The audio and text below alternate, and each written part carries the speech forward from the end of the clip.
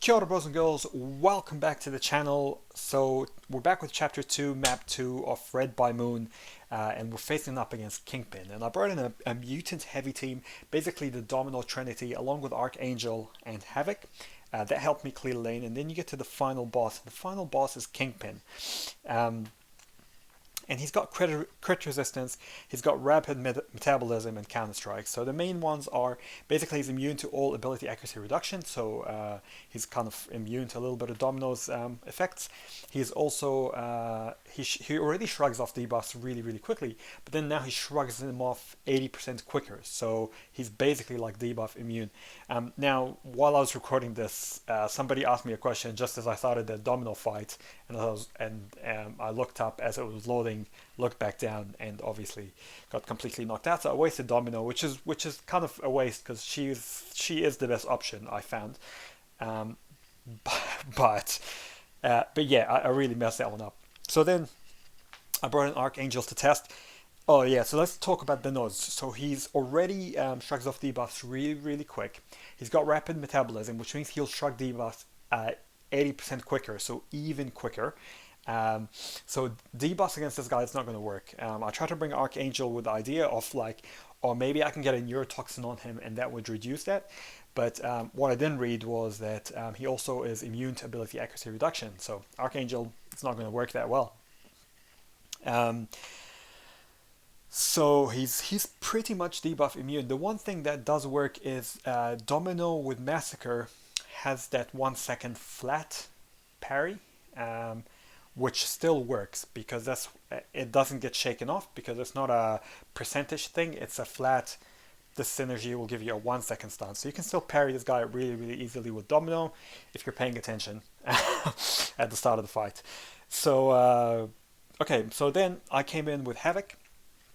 And this fight's actually not that complex when you break it down. So I've learned a few things with Havoc with this matchup, and the fact that this guy, when you put the plasma charges on him after I build up the SP1, you'll see now I'm putting plasma charges on him, and he's going to be shaking them off. And as he shakes them off, he's going to go overpower.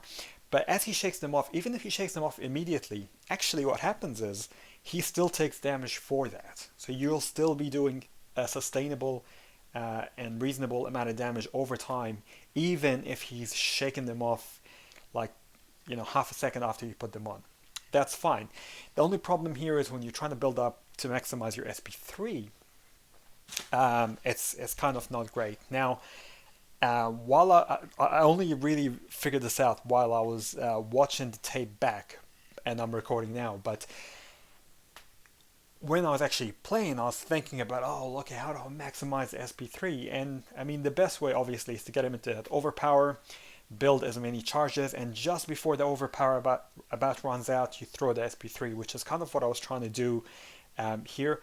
But because he's taking damage shrugging off those debuffs anyway, it doesn't really matter. You don't really have to speed up or anything. You could just keep, actually probably if I play him again, probably the way I would do it is I would just keep spamming that SP1 with Havoc. He would keep shrugging them off, he would keep taking plasma charges, and over time he would just die. But as you can see here, I try to, he just goes overpower and goes back into rage. He's got 3 charges. I try to throw the SP3, which does a reasonable amount of damage for a 4-star. Bear in mind this Havoc is not maxed out as a 4-star. He's only 4-star rank 4. And then I take an Unstoppable to the face, and obviously I die. But really, you can take this fight on with anyone who could do a decent amount of damage. So Domino, you can take it with Star-Lord, you can take it with Ghost. The main thing is you shouldn't rely on debuffs. You need to be relying on your base attack or on crit, or not on really crit, on like base attack. So like Aegon, Star-Lord, because his attack increases over time. Yes, his crit increases over time as well, but his actual basic attack increases above the combo meter. Domino already does a lot of damage. Actually, Ghost might not, because most of her attack is based off crit. So Crossbones, I think, would be a fantastic option against this guy, because Crossbones never crits. All his crits get converted into Fury, and he could do a tremendous amount of damage. Who else other than Crossbones? She-Hulk works the same way. She-Hulk has this passive Fury that builds up over time, and she does more and more damage through that Fury. So all those are good options, but really, I mean, you can see here, I'm taking him down, I'm taking down the last little bit with like a rank 3 Massacre, and all it is just about evading that SP1, getting back in, and countering him. So if you just get into this basic cycle that you see here, evade that SP1, he'll throw it, he'll throw his bat, throws his bat, we get back in, and we push into his SP1 again. And you can really do this with anyone. If I could do it with an R3 3-star, I'm sure you're going to have someone in your roster who's able to do this. So that's kind of the trick. The top 3 tips, again, don't rely on debuffs, don't push him to his SP2, evade the SP1 and cycle. Ideally get someone who does more damage as the fight goes on, like Star-Lord, like Aegon, like She-Hulk, or like Crossbones.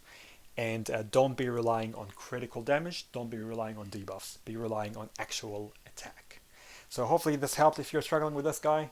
If it did, please like the video or leave a comment, and help support the channel, guys, by supporting. We'll see you in the next one. Ka kite anō, bros and girls.